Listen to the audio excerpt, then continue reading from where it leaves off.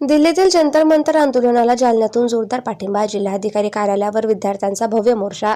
दिल्ली येथील जंतर मंतरवर सुरू असलेल्या विद्यार्थी आंदोलनाला पाठिंबा दर्शवण्यासाठी जालना जिल्ह्यातील तरुण आणि विद्यार्थ्यांनी बुधवार 24 जुलै रोजी दुपारी 1 वाजता जिल्हाधिकारी कार्यालयावर भव्य मोर्चा काढला.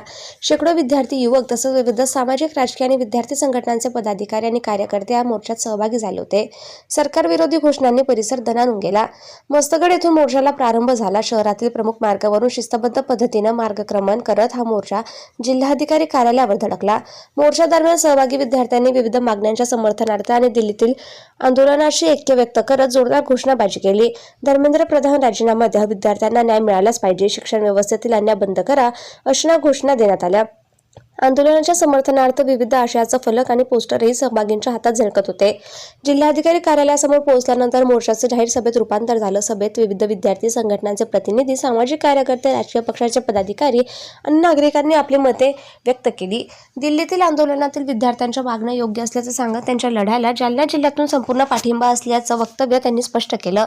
यावेळी वक्त्यांनी शिक्षण व्यवस्थेतील पारदर्शकता, विद्यार्थ्यांवरील अन्याय थांबवणे तसेच विद्यार्थ्यांच्या प्रश्नांबाबत केंद्र सरकारने तातडीने सकारात्मक भूमिका घ्यावी अशी मागणी केली.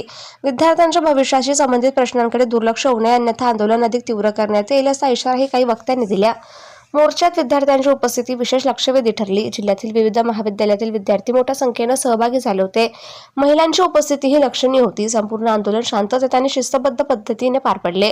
सभेच्या शेवटी आंदोलनकर्त्यांच्या वतीने विविध मागण्यांचे निवेदन जिल्हाधिकारी यांच्या मार्फत केंद्र सरकारकडे पाठवण्यात आले. दिल्लीतील आंदोलनाला जालन्यातून मिळालेला उत्स्फूर्त प्रतिसाद हा विद्यार्थ्यांच्या प्रश्नांबाबत वाढत्या जनभावनेचं प्रतीक असल्याची भावना उपस्थितांनी व्यक्त केली.